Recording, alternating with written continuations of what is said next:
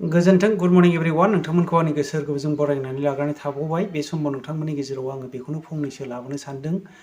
दानो जोङो गोबांथार ससियेल मिडियानि गेजेरजों जोङो नुनो मोनदों बिपिएफ बा इउपिपिएलखौ सोंखारिनाय आरो इउपिपिएलआ बिपिएफखौ सोंखारिनाय बिथांमोननि सोंखारिलायनाया थारैनो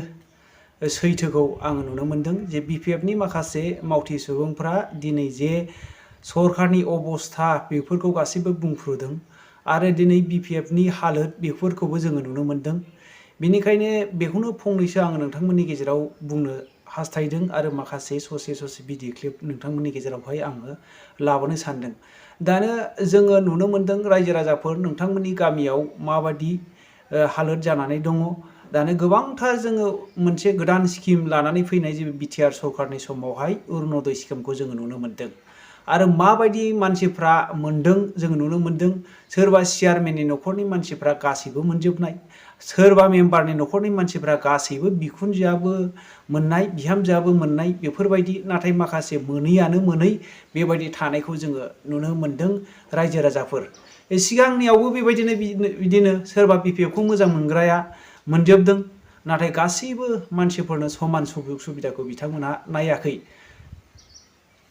बेफोरबायदिजोंहाय जोंनि बिटिसिआ माबोरै जौगागोन, नाथाय जोंनि आम आदमी पार्टिया बेबायदि जोङो नायनाय नङा।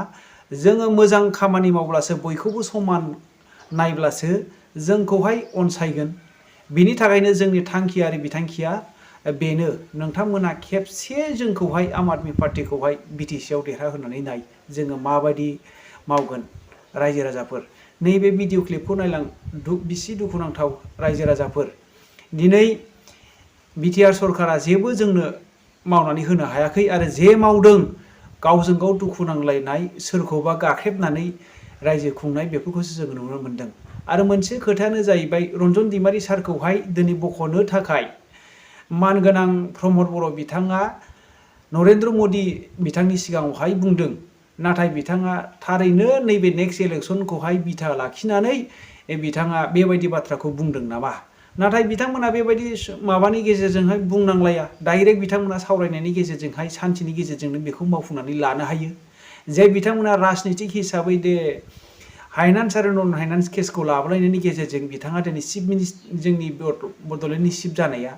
बे मोनसे राजनितिकनि माखासे मानसिफोरखौ मेगन आनलेट खालामनाय जादुगर सिस्टेमसो रायजो राजाफोर। ओंखायनो नोंथांमोना जेसेबां हायो एसेबां सांग्रां जा। जेबायदि पार्टिया नोंथांखौ 5 बोसोर देरहानानै 5 बोसोर मा नायलांगोन बेबायदि पार्टिखौ नोंथांमोनहा नाय। आं नोंथांमोननि गेजेरावहाय बार बेखौनो बुङो, जोंनि आम आदमी पार्टिया फैनाय लोगो लोगोनो इडुकेसन फ्रि, मेडिकेल फ्रि आरो बेबायदिनो कारेन्ट फ्रि बेफोरखौ जोङो मावनायनि फुरा प्लान पलिसि आरो गासै माबायदि मावलांगोन जोङो बेखौहाय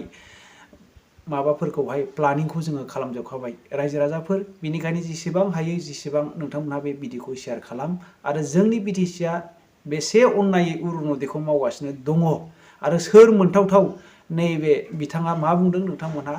नैबे भिडिअ क्लिपनि गेजेरजों नोंथांमोनहा खोनासंखांनायनि उनावहाय नोंथांमोनहा कमेन्ट खालामहर। दखानदारफोरजों जों रायलायदों, बिथांमोना बुंदों जे दानि सरकाराव जोंनि आर्थिक अबस्थाया फानलाय बायलाय बे बिराद गाज्रि जादों। बिनि थाखायनो बिथांमोना दुखु फोरमायदों। बिथांमोनाव जों सोंदों, बिथांमोना मैगं फाननानै जाग्रा, दखान होनानै जाग्रा, बिथांमोननो जेरैबायदि प्रमद बर' सारा बुंदोंमोन जे बिसोरनो अनसुंथाइ होगोन, नाथाय बिथांमोना मोनाखै होनना बुंदों। बिथांखौ दिनै दुसिदों, खोब दुखु मोनदों बिथांमोना। दा बिनि थाखायनो रायजो राजाफ्रा गावसिनि गोसोनिफ्राय जे बिपिएफ सरकारखौनो आवगयनिखौनो नांफिनगौ होननानै बिथांमोना जोंनो फोरमायदों। बेनि गेजेराव मोनसे सोंथि, बिसायख'थिनि समावबो जे जायगायाव कड अफ कन्डाक्ट नांनाय समावबो आसामनि सासे मन्त्रि बिथाङा अपेन मिटिंआवहाय बिपिएफनि मावथि बा कंग्रेसनि मावथिफोरनो अरुणोदय बिथांखिखौ होनाय जानाय नङा, इउपिपिएल आरो बिजेपिनिल' होनाय जागोन होननानै बुंबाय थादों। बेनि सायाव मा फोरमायगोन? औ, आं बेखौ नुदों। खुब दुर्भाग्य खोथा, जाय बिथाङा सासे मन्त्रि रेसपन्सिबल पार्सन, बे माने जों बायदि साधारन मानसि नङा, बियो केबिनेटनि सासे मिनिस्टार। बिथाङा एसे रेसपन्सिबिलिटि थानाया दिनै आनडेम'क्रेटिक भाषा जि जायगायाव बिथाङा मोनथिनांगौमोन दा इलेक्सन कड अफ कन्डाक्ट सोलिगासिनो दङ एमसिसि, बे समावबो बिथाङा जे अरुणोदयखौ खालि UPPL मानसियाल' मोनगोन होननानै अपेन स्टेजाव लेक्सार होदों बिथाङा बे खुब दुर्भाग्यजनक बिथाङा सासे जाथि दैदेनगिरि गोबाव समसिम बिथाङा आबसुनि प्रेसिडेन्ट जानानै थाबोदोंमोन जाय संगठन आबसुखौ जोङो जातिनि सिनस्रि होनना बुङो हारि बोखांनायनि फोथांनायनि खोथा बुंदोंमोन बिथांमोना दैथोन नेतृत्व होदोंमोन जातिखौ नाथाय दिनै राजनितिनि नामाव दिनै एथ'ग्राबसिम गाहायाव थांगोन जों मालाबाबो सिङाव सानाखै आं बेक्ति हिसाबै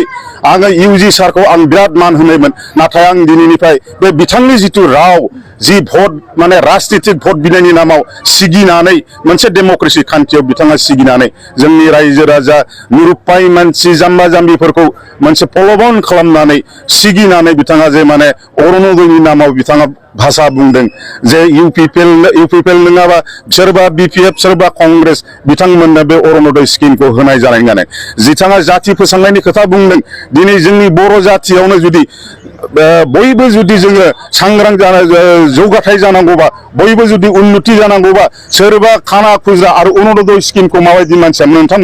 केटागरिखौनो मिथिखागौ बे जाय मानसिया गरिब मानसि हा गैजायै जाय मानसिया फिसाय थैजानाय जाय मानसिया रान्दि जाय मानसिया बैसो जानानै थालांबाय खाफालाव गैया हाबा जायासै जाय मानसिया लेंगा खाना बेंगुरा बिथांमोन बायदिनिसो होनांगौ जुदि बर' हारिनि बा जोंनि रायजो राजा BTCनि बिथांमोन बायदि गरिब गुन्द्रा दुखिया मानसिया जुदि